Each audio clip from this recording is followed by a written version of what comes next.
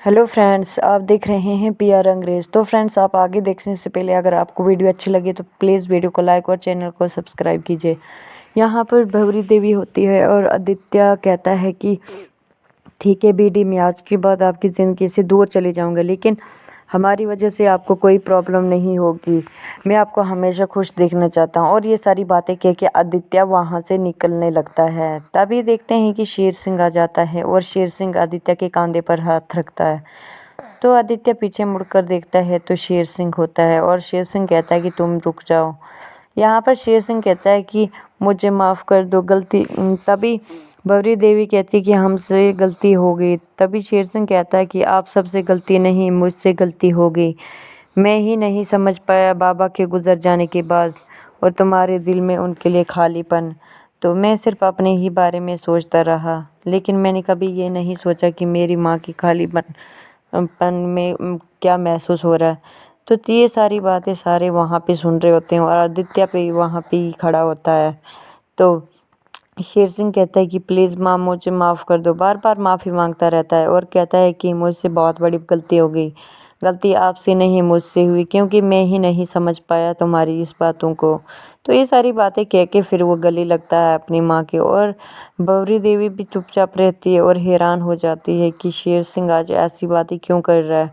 तो ये सारी बातें श्रद्धा वहाँ पे खुश हो रही होती है और कहती है कि फाइनली मतलब शेर सिंह शादी के लिए मान गए, अब तो अच्छी बात है ना। तो यहाँ पर भवरी देवी बैठी हुई होती हैं और तभी वहाँ पे मुन्ना चले जाता है और कहता है कि फंसा दिया ना लड़की ने तुम्हें, अब तुम क्या करोगे।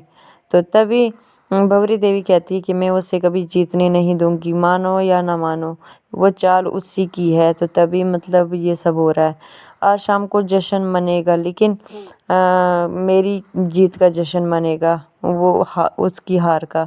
तो यहाँ पे जश्न की तैयारी कर देते हैं सारे। तो यहाँ पे श्रद्धा कहती है कि गजरा कहो ना क्या क्या रखना है। तो वो कहती है कि रसमलाई भी, सब कुछ लिख रही होती है।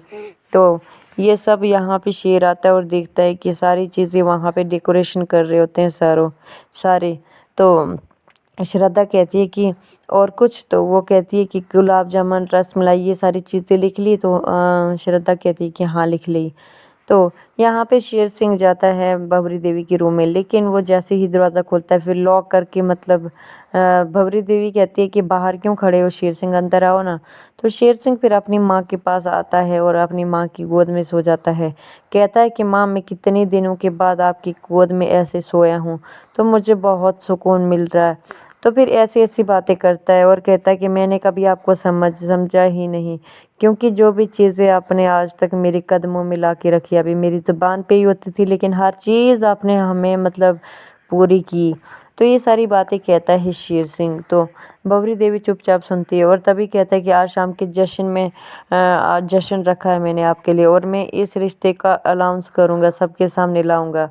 तो ये सारी बातें कहने लगता है। तभी भवरी देवी कहती है कि मुझे भी खुद समझ नहीं आ रहा है कि मैं क्या करूं। तो ये सारी बातें वहाँ पे बैठी हुई होती है। तभी शेर सिंह वहाँ से चले जाता है।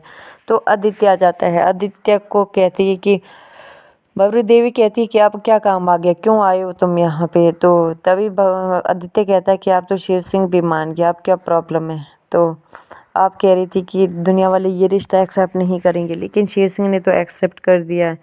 तो बबरी देवी कहती है कि अगर शेर सिंह ने एक्सेप्ट किया, लेकिन मैंने नहीं एक्सेप्ट किया है, ठीक है ना। तो इसलिए तुम अपना बोरिया बिस्तरा बांध के यहाँ से निकल जाओ मेरे हिसाब से। तो तभी कहता है कि शाम को जो पार्टी रखी है उसके बाद देखेंगे, मैं आपके दिल पे भी राज करूँगा। तो तभी भवरी देवी कहती है कि अच्छा ऐसी बात है, मैं अभी ये पार्टी जाके कैंसिल करवाती हूँ। यहाँ पे देखते हैं कि शेर सिंह अपनी चीज़ें ढूंढ रहा होता है, लेकिन हर एक अलमारी में श्रद्धा के कपड़े होते हैं। तभी श्रद्धा वहाँ पे आ जाती है और शेर सिंह कहता है कि हर एक अलमारी में आपने अपने कपड़े रखे हैं, मेरे कहाँ रख दिए हैं, कहाँ फेंक दिए हैं। तो वो कहती है कि शेर जी आप मेरे साथ आओ, चलो मैं आपको बताती हूँ। फिर वो लेके जाती है और दिखाती है, बोलती है ये देखो जो भी चीज़ें हैं यहाँ पर हैं आपकी, आप बताओ, क्योंकि इस कमरे पर भी मेरा उतना ही हक है जितना मतलब आपका है। तो आप मुझे मांगो क्या चाहिए, तो मैं हर एक चीज़ देता हूँ। तभी शेर सिंह मांगता है कि मेरा रुमाल दे दो, मेरा वॉलेट दे दो, सब कुछ चीज़ें मांगता है और दे देती है वो। फिर वो वहाँ से जाने लगती है तो शेर सिंह उसकी बाजू पकड़ लेता है और कहता है कि भले ही ये रूम आपका है, मेरा है, लेकिन इस और आपका है, जो आप रहते हो इस घर में रहने वाली भी तो मेरी, उस पे भी मेरा ही हक है ना। तो ये सारी बातें कहने लगता है, तो थोड़ा रोमांस भी आ जाते हैं। तभी ये किस करने के लिए जाता है शेर सिंह, तो तभी बवरी देवी आ जाती है और शेर सिंह को आवाज़ लगाने लगती है। तो शेर सिंह कहता है कि जी कहिए ना। हाँ माँ, तो आ जाती है और कहती है कि मैं आपसे कुछ बात करना चाहती हूँ, क्योंकि ये सब कुछ इतने जल्दी हो गया मुझे खुद पता नहीं, क्योंकि नशे की हालत में ये सब क्या हो गया मुझे खुद मालूम नहीं।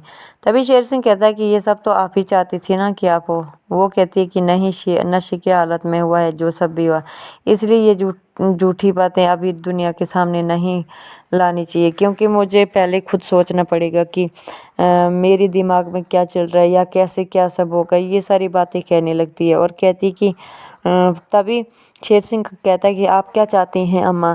तो बबरी देवी कहती है कि जो मैं चाहती हूँ वो तुम कर लोगे ना। वो कहता है कि हाँ जी अम्मा, मैं मान लूँगा पक्का। तो बबरी देवी कहती है कि ये जो तुमने पार्टी रखी है ना, इसे कैंसिल कर दो मेरे खाते